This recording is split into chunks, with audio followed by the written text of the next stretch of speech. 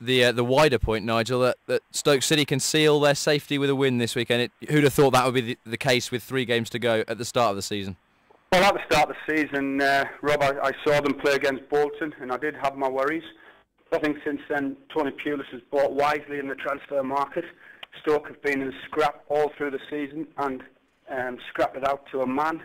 And it doesn't actually surprise me when I've seen so much football this season in the Premier League that Stoke have managed to haul themselves in that sort of position. And I actually don't believe, with the fixtures that are coming up, I don't believe Stoke really need another win.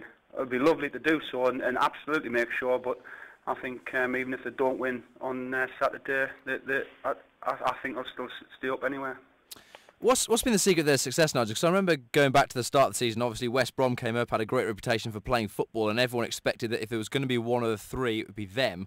Why is it, do you think, that Stoke seem to have excelled where West Brom and increasingly looking like Hull have failed? Well, what Tony Pulis does is he plays a brand of football that, whether you love or hate, it's effective, and Tony Pulis is stuck by his principles. And to me, that makes him a good manager. He's had a little bit of stick of some fans. He's had a little bit of stick of some of the pundits about the style of football. But he actually buys the right players to fit the way he wants to play.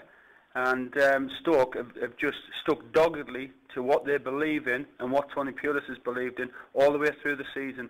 And I think if that's the case, then I think you've got to say Tony Pulis is a very good manager. He has not been swayed by anyone. He's done it his way. And it looks like succeeding. At the end of it all, he was charged with keeping Stoke in the Premier League. How he does that, it doesn't really affect him. Absolutely right. I mean, there's a lot of talk, of course, of the likes of O'Neill or Moyes, or of course Ferguson winning Manager of the Year. If Pulis keeps them up, surely he's in with a shout. Well, it normally, this is one of the anomalies. It normally goes to one of the big 4 who win the European Cup or something like that. But arguably, a Moyes or an O'Neill or a Pulis should really stand a chance of picking up that accolade and that award, because it would be interesting to see how some of the other managers would cope on the budget that Tony Pulis has. And obviously, the difficulty in attracting top players to a club like Stoke until they become established in the Premier League.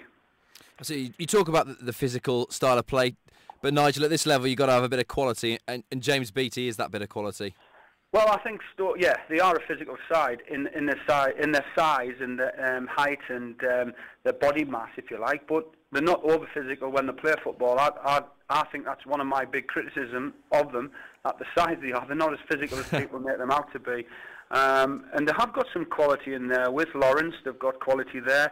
They've got Whelan in centre of midfield, Delap, who's a good player, and they've got Ricardo Fuller, who's a handful for anyone. So they've got quality at centre back. I think Abdoulaye Faye's been the best buy of the season, and he's brought Shawcross along with them, and they've looked a very, very good, solid unit at the back. And you mentioned James Beattie there, and that was a little capture right at the end of the transfer window.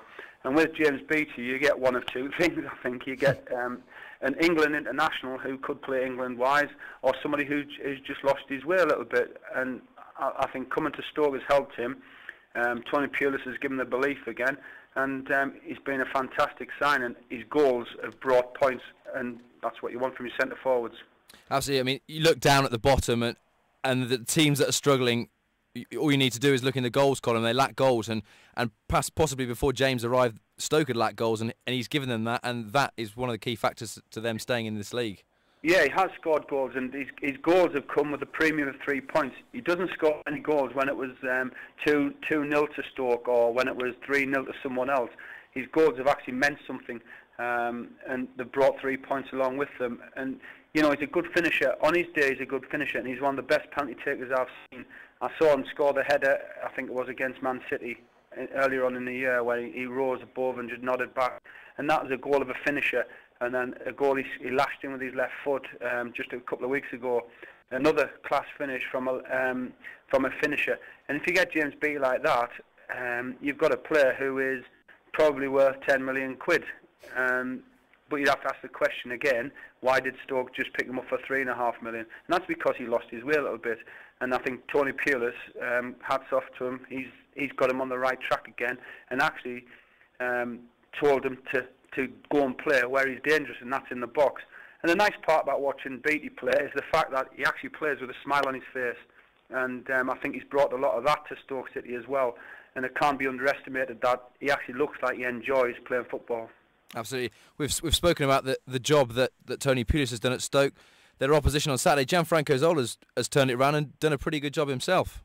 Well, certainly. I mean, if you look at their situation with the Icelandic bank crash, it looked like West Ham were going to go out of business, and he was forced to sell quite a few players, kept a nucleus around him, and obviously he assessed his squad and what he needed very, very well, because he kept some good players, and then he added to that 3 or 4 good youngsters, and really West Ham have kicked on, and they've taken on board how Franco Zola wants to play his football, and they are a very good footballing team, so it won't be an easy game for Stoke, that's for sure. Certainly a kind of a culture of style, isn't it, when you compare Stoke and their approach and West Ham and their... Will that play a part, do you reckon? Well, I think what Stoke are very good at is stopping people playing. You can't underestimate that side of the game, and Tony Pulis obviously doesn't. He makes it very difficult for teams to come and beat them. And once you do that, your goal that Beattie gets you actually does turn out to be a 3-pointer, and that's the way Tony has played, because he hasn't had 100 million on tap to go and buy Kaká or someone like that. You know, he has spent within his means. He's bought what he needed, and he's assessed the transfer market and picking up Higginbottom, Abdoulaye Faye, Sorensen, trusted and tried players in the Premier League, and then Beattie as well to add to his squad. I think you've got to say he's done very well in the transfer market, and I think he's done very well to keep Stoke up, and next season will be a little bit more of a test. Okay, one more thing then before you go, Nigel. Just a quick score prediction for Saturday, Stoke West Ham. What do you reckon? I think Stoke will win that 1-0. Okay, thanks very much for your time, Nigel.